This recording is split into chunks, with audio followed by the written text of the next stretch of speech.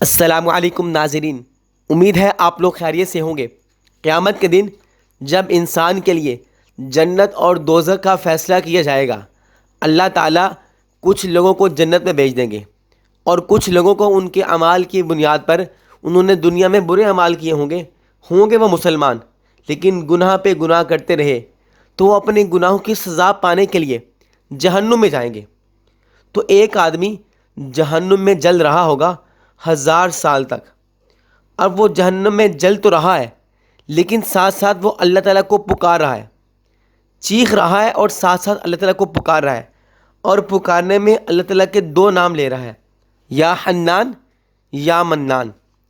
اللہ تعالیٰ کے یہ 2 نام لے رہا ہے اور برابر اللہ تعالیٰ کو پکارتا جا رہا ہے۔ اللہ تعالیٰ جبرائیل علیہ السلام سے فرمائیں گے جاؤ اس بندے کو لے کر آؤ۔ جبرائیل جائیں گے تو وہ جہنم کے دروغے سے کہیں گے اس آدمی کو نکال کے لاؤ، لیکن وہ جہنم کے بہت گہرائی میں ہوگا، نظر کچھ نہیں آ رہا ہوگا۔ پھر دروغہ اس کو نکال کے لے کے آئے گا تو جبرائیل اس کو اللہ تعالیٰ کے سامنے پیش کریں گے۔ اللہ تعالیٰ فرمائیں گے تم مجھے پکار رہے تھے، ایسا کیوں ہے؟ اس نے کہا، وہ کہے گا اے اللہ میں آپ کی رحمت سے نا امید نہیں ہوا، مجھے امید تھی کہ آپ مجھے ضرور بلا لیں گے، کہ میں دنیا میں گناہ کرتا آیا ہوں، لیکن میں آج آپ کو پکار رہا ہوں، یہ جہنم کی آگ بہت سخت ہے، تو میں آپ کو پکارتا رہا کہ آپ میری بات ضرور سنیں گے، میں مسلسل آپ کو پکارتا رہا، تو اللہ تعالیٰ اس کی بات کو سنیں گے اور پھر اس پر رحم کریں گے اور اس پر اپنا اتنا خصوصی کرم کریں گے کہ اس کے یا حنان یا منان پڑھنے کی وجہ سے اس کو جہنم سے نکال کر جنت میں داخل کر دیں گے۔ لیکن اب مسئلہ یہ ہوگا کہ جو آدمی جہنم سے ہو کر آیا ہوگا جنت میں جائے گا تو اس کے جسم پر جلنے کے آثار ہوں گے۔ اب جو ڈائریکٹ جنت میں گئے ہوں گے وہ ان کو دیکھیں گے تو وہ کہیں گے کہ تو ہم تو ڈائریکٹ جنت میں آئے ہیں اور یہ جل کر آئے ہیں، تو اس طرح ایک بات بن جائے گی۔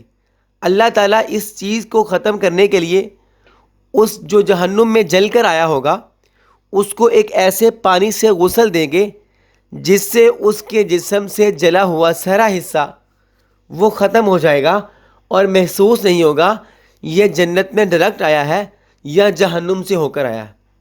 اللہ تعالیٰ بڑے قدردان ہے، اللہ تعالیٰ انسان کی بات کو سنتے ضرور ہیں، اس لیے ہمیں ایسے اعمال کرنے چاہیے کہ ہم سیدھا ڈائریکٹ جنت میں جائیں۔